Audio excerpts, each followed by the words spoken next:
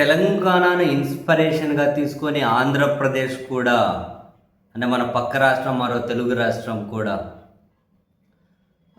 సినీ awards ఇవ్వాలి, అక్కడ కళాకారులను ప్రోత్సహించడంలో ఆంధ్రప్రదేశ్ కాసింత వెనకబడి ఉంది అని చిరంజీవి గారు వ్యాఖ్యలు చేసిన తర్వాత దీని మీద తెలుగుదేశం పార్టీ నుండి చాలా తీవ్రమైన స్పందన అనే కంటే కూడా చిరంజీవి గారి మీద బూతుల దాడి చేసిన మాట వాస్తవం.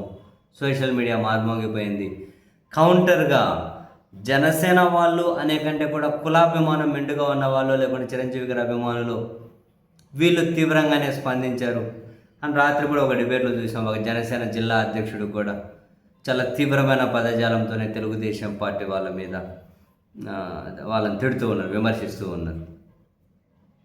అయితే ఇక్కడ చాలామంది వైఎస్ఆర్ కాంగ్రెస్ పార్టీ వాళ్ళు సోషల్ మీడియాలో పెడుతున్న పోస్టులు, అరే జగన్మోహన్ రెడ్డి గారు చిరంజీవి గారిని ఇంటికి పిలిచి వాళ్ళు మంచిగా వడ్డించి తిండి పెట్టి శాలువ కప్పి గౌరవించి ఒక సొంత అన్నలాగా ట్రీట్ చేసి ఆ స్థాయిలో ప్రియారిటీ ఇస్తే, చివరికి ఎన్నికలు వచ్చేసరికి జగన్ చిరంజీవిని అవమానించారు, దండం పెట్టలే అని చెప్పి ఇంత నీచంగా ప్రచారానికి వాడుకున్నారు కదా.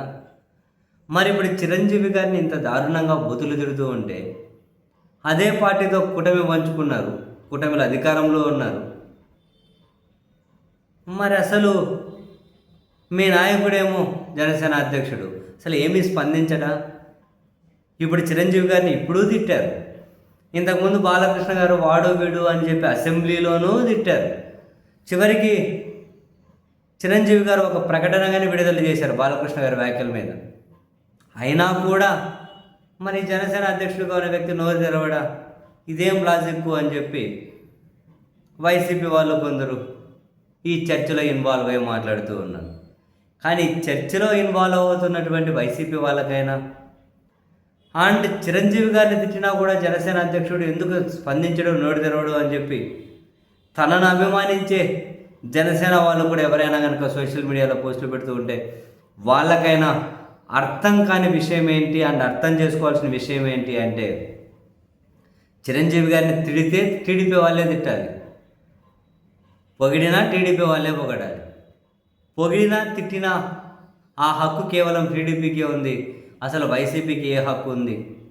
చిరంజీవి గారిని అరే మంచిగా ప్రియారిటీ ఇచ్చాం కదా, మంచిగా అన్నలాగా ట్రీట్ చేసి గౌరవించారు కదా అంటే గౌరవించే హక్కు వైసీపీకి ఎక్కడుంది?